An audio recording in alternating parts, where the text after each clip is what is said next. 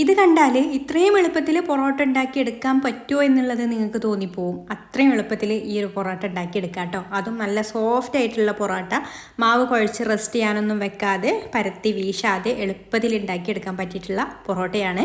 അപ്പോൾ നമുക്കിത് എങ്ങനെയാണ് റെഡിയാക്കി എടുക്കുക എന്നുള്ളത് നോക്കാം. നല്ല സോഫ്റ്റ് ആയിട്ടുള്ള പൊറോട്ടയാണ് കേട്ടോ. അപ്പോൾ ഇത് റെഡിയാക്കി എടുക്കാൻ വേണ്ടിയിട്ട് ആദ്യം തന്നെ ഞാനിതാ 1 കപ്പ് ചോറ് എടുത്തിട്ടുണ്ട്. അത് നമുക്ക് മിക്സിയുടെ ജാറിലേക്ക് ചേർത്ത് കൊടുക്കാം. ഇനി നമുക്കിതിലേക്കൊരു 1/4 കപ്പ് വെള്ളവും കൂടെ ഒഴിച്ചു കൊടുത്തിട്ട് ഇതൊന്ന് നന്നായിട്ട് അരച്ചെടുക്കണം. നല്ല ഫൈനായിട്ട് തന്നെ അരച്ചെടുക്കുക കേട്ടോ. പിന്നെ ഒരുപാട് വെള്ളത്തിൽ അരച്ചെടുക്കേണ്ട, ഇത് അരയാൻ ആവശ്യമായിട്ടുള്ള വെള്ളം മാത്രം ചേർത്ത് കൊടുത്തിട്ട് അരച്ചെടുത്താൽ മതി. ഇതുപോലെ ഒന്ന് അരച്ചെടുത്തതിന് ശേഷം നമുക്കിത് ഈ ഒരു ബൗളിലേക്ക് മാറ്റാം. ഇനി ഇതിലേക്ക് പാകത്തിനുള്ള ഉപ്പ് ചേർത്ത് കൊടുക്കാം. പിന്നെ നമുക്കിതിലേക്ക് മൈദയാണ് ചേർത്ത് കൊടുക്കേണ്ടത്. മൈദ നമ്മൾ ഇതിലേക്ക് ഇനി വേറെ വെള്ളമൊന്നും ചേർത്ത് കൊടുക്കുന്നില്ല. അപ്പോൾ അതിനനുസരിച്ചിട്ട് ഇത് കുഴച്ചെടുക്കാൻ ആവശ്യമായിട്ടുള്ള മൈദ ചേർത്ത് കൊടുക്കാം കേട്ടോ. അപ്പോൾ ഞാനിവിടെ ആദ്യം ഒരു കപ്പ് മൈദയാണ് ചേർത്ത് കൊടുക്കുന്നത്. എന്നിട്ടൊന്ന് മിക്സ് ചെയ്ത് കുഴച്ച് നോക്കിയിട്ട് അത് എത്രയാണോ മാവ് ചേർക്കുമ്പോഴാണോ ടൈറ്റ് ആവുന്നത് അതനുസരിച്ചിട്ട് മാവ് ചേർത്ത് കൊടുത്താൽ മതി കേട്ടോ. മൈദ മാവ് നമ്മളിതിൽ വെള്ളമൊന്നും ചേർത്ത് കൊടുക്കുന്നില്ല. അപ്പോൾ ഇതിൻ്റെ ആ ഒരു അളവിൽ നമ്മൾ മൈദ എടുത്തിട്ട് കുഴച്ചെടുക്കാം.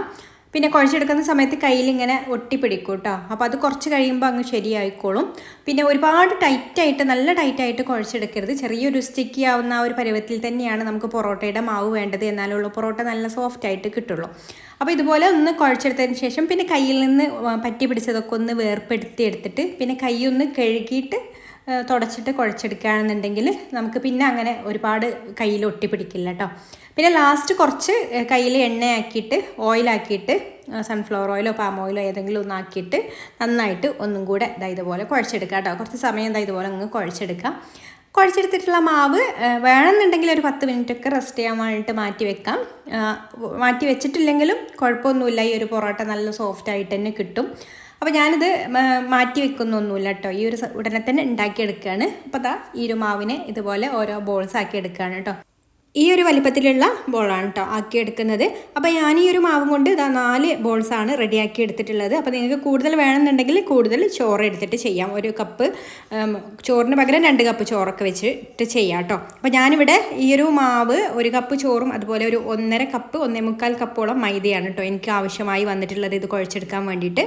ഇനി നമുക്കിത് പരത്തിയെടുക്കാം.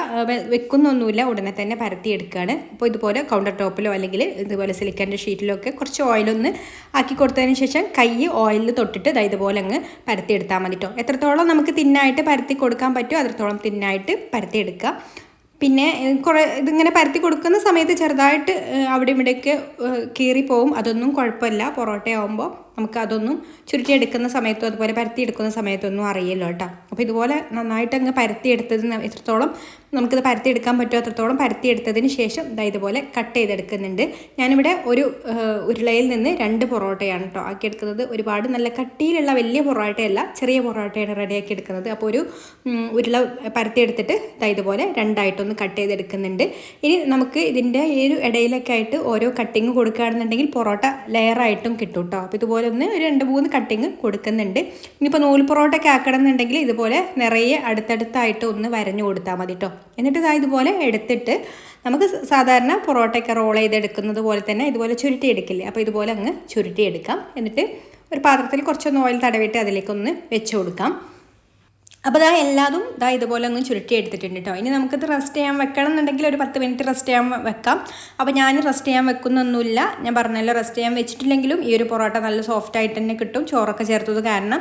അപ്പോൾ കുറച്ചും കൂടെ ഓയിലൊന്ന് ഇതുപോലെ തടവി കൊടുത്തതിന് ശേഷം ഇതുപോലെ കൈ വെച്ചിട്ട് തന്നെ ഒന്ന് പരത്തി കൊടുക്കുകയാണ് കേട്ടോ. നമുക്ക് കുഴലൊന്നും വെച്ചിട്ട് പരത്തി എടുക്കേണ്ട ആവശ്യമൊന്നുമില്ല. കൈ വെച്ചിട്ട് തന്നെ ഇതുപോലെ അങ്ങ് പരത്തി എടുക്കാനായിട്ട് പറ്റും ഈ ഒരു പൊറോട്ട. അപ്പോൾ ഇതുപോലെ ഒന്ന് പരത്തി കൊടുത്തതിന് ശേഷം ഞാൻ ചൂടായിട്ടുള്ള പാനിൽ കുറച്ച് ഓയിലൊന്നാക്കി കൊടുക്കുന്നുണ്ട്. എന്നിട്ട് അതിലേക്ക് വെച്ച് കൊടുക്കുക. ഒരു സൈഡ് റെഡി ആയിട്ട് വരുമ്പോൾ തിരിച്ചിട്ട് കൊടുക്കുക. ഇനി ഓയിലും നെയ്യും കൂടിയാണ് കേട്ടോ ഞാനിത് ചുടുന്ന സമയത്ത് ചേർത്ത് കൊടുക്കുന്നത്. അപ്പോൾ ഇതുപോലെ അങ്ങോട്ടും ഇങ്ങോട്ടൊക്കെ തിരിച്ചും മറിച്ചൊക്കെ ഇട്ട് കൊടുത്ത് കുറച്ച് നെയ്യൊക്കെ ആക്കി കൊടുത്ത് ചുട്ടെടുക്കാം. പെട്ടെന്ന് തന്നെ ഇത് കുക്കായിട്ടും വരും. അപ്പോൾ നമ്മുടെ അടിപൊളിയായിട്ടുള്ള പൊറോട്ട റെഡി ആയിട്ടുണ്ട്. ഇനി ഇതുപോലെ ആയിക്കഴിഞ്ഞാൽ എടുക്കാം കേട്ടോ. പിന്നെ ഒരു 2 പൊറോട്ടയൊക്കെ ചുട്ട് കഴിഞ്ഞതിന് ശേഷം ഇതുപോലെ ചൂടോട് കൂടിയിട്ട് തന്നെ നന്നായിട്ടൊന്ന് അടിച്ചെടുക്കാം കേട്ടോ. ആ ഒരു ലെയറുകളൊക്കെ ഒന്ന് തിരിഞ്ഞ് വരാനും കുറച്ചും കൂടെ നല്ല സോഫ്റ്റായിട്ട് കിട്ടാനും ഈ ഒരു അടിച്ചെടുക്കുന്നത് നിർബന്ധമാണ് കേട്ടോ. അപ്പോൾ കുട്ടികളൊക്കെ പൊറോട്ട ചോദിക്കുന്ന സമയത്ത് നമുക്കിത് ഇതുപോലെ പെട്ടെന്ന് തന്നെ പൊറോട്ട ഉണ്ടാക്കി കൊടുക്കാം. നല്ല സോഫ്റ്റ് ആയിട്ടുള്ള പൊറോട്ട കിട്ടുകയും ചെയ്യും. ഇഷ്ടമായിട്ടുണ്ടെങ്കിൽ ലൈക്ക് ചെയ്യാനും ഷെയർ ചെയ്യാനും ചാനൽ ഒന്ന് സബ്സ്ക്രൈബ് ചെയ്യാനും ഫേസ്ബുക്കിലാണ് കാണുന്നതെന്നുണ്ടെങ്കിൽ പേജ് ഒന്ന് ഫോളോ ചെയ്ത് സപ്പോർട്ട് ചെയ്യാനും കൂടി മറക്കല്ലേ. അപ്പോൾ ഇനി മറ്റൊരു നല്ല റെസിപ്പിയുമായിട്ട് അടുത്ത വീഡിയോയിൽ കാണാം. താങ്ക്